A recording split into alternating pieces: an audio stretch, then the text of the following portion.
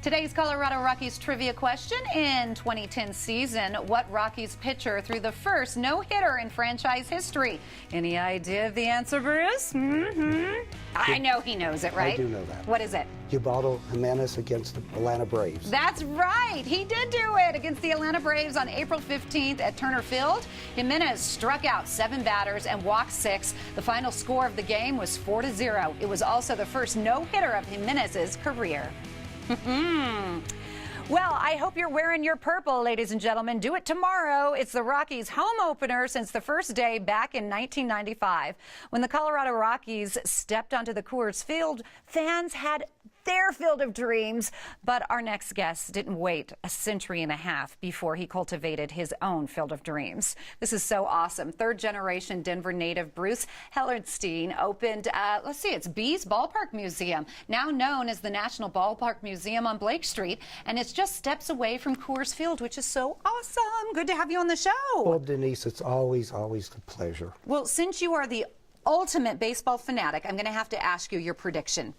Oh, for the Rockies? Yeah, the prediction for the Rockies season. season. They'll have a great year. You think so? I know so. They got an awesome manager. He is great. Good. Can I throw in one thing on Bud Black? Do it. Okay. If he hired Whitey Ford, an assistant pitching coach, Whitey's probably 150 years old, and our ace pitcher is John Gray, they'll say Black and Whitey turned to Gray. Very clever. Very clever, Bruce. Took me a long time to think about that. Did you? So the museum, I have to give you kudos because it's ranked among the top 21 private collections in the world. Where did you get the idea to set up a museum like this?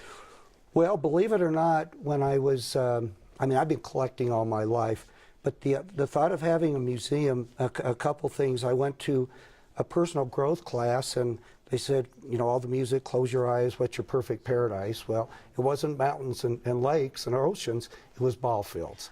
And that's what set it off. And then I went to Turner Field in Atlanta, and they had a setup for a museum there, and I thought, you know what? I can do that. Yeah. But when did your love for baseball start? How old were you? I think when I first opened my eyes, actually. Really? It goes back, as far as I can recollect, in 2nd grade I used to show and tell. Yeah. A girl named Carol with blonde hair said, I went to Bear Stadium to see the Denver Bears play. And I ran home as fast as I could, and I had my parents take me to Bear Stadium. Oh, wow. Now, was it because of Carol with the blonde hair? It was. You're so insightful. Always suckers for blonde hair That's girls, right? So why do you think it's important for Denver to have our own baseball park museum? Well, when you look at the map of the United States, first of all, there's relatively few baseball museums, and except for maybe 1 or 2 exceptions, there's no museums west of the Mississippi, except for, you know, the museum here and museum out in California. And your museum is so unique. How did you start your unique collection?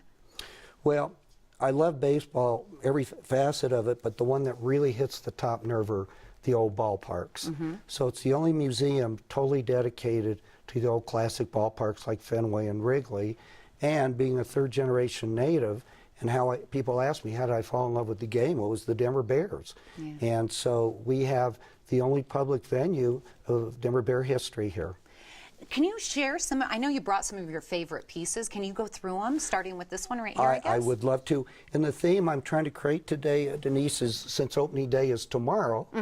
Okay, this is the opening day base from a year ago on April 8th when Trevor Story had the greatest start of a major league career, 6 home runs in his first 4 games.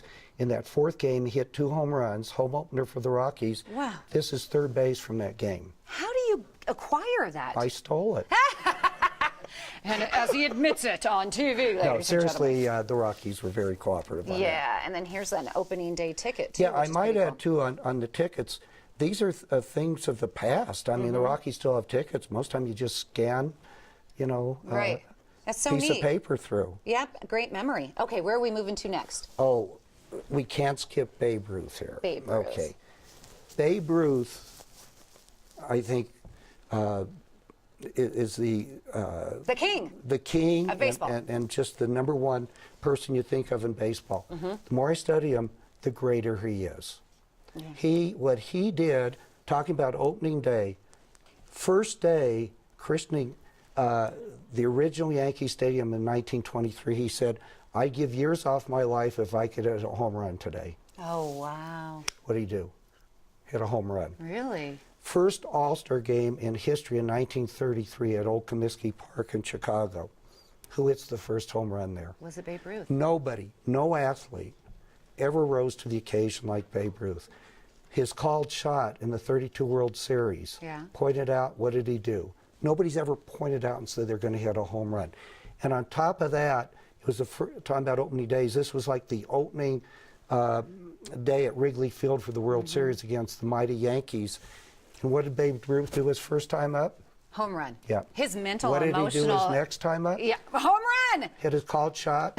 And, Really? And Lou Gehrig hit the back-to-back homers. The point I'm making is not only the greatness of Babe, but you never know what's going to happen at opening day. Okay, we are less than a minute, so we got to get to that ball. Is that a Lou Gehrig ball? That is half right. Okay, go ahead and leave it there. We're going to get the shot. Oh, yeah, you bet. It's Lou and Babe Ruth. This gives... That's signed by Lou and Babe Ruth? Yes. Holy and smokes. It was signed, as far as I know, right after that 32 World Series. I don't think you're going to leave this studio with that in hand. I'm going to wrestle you for it. Come on. Well, you know, I stole a base, so you can steal the ball. How's that? Okay, is that okay? Where are you located at? Quickly, we have to... 1940 Blake Street. 1940 Blake Street. You are always so much fun to have on the show. Thank you. Thanks, Denise, so much. Did you end up marrying that blonde hair Carol? Several of them. Oh, he's funny.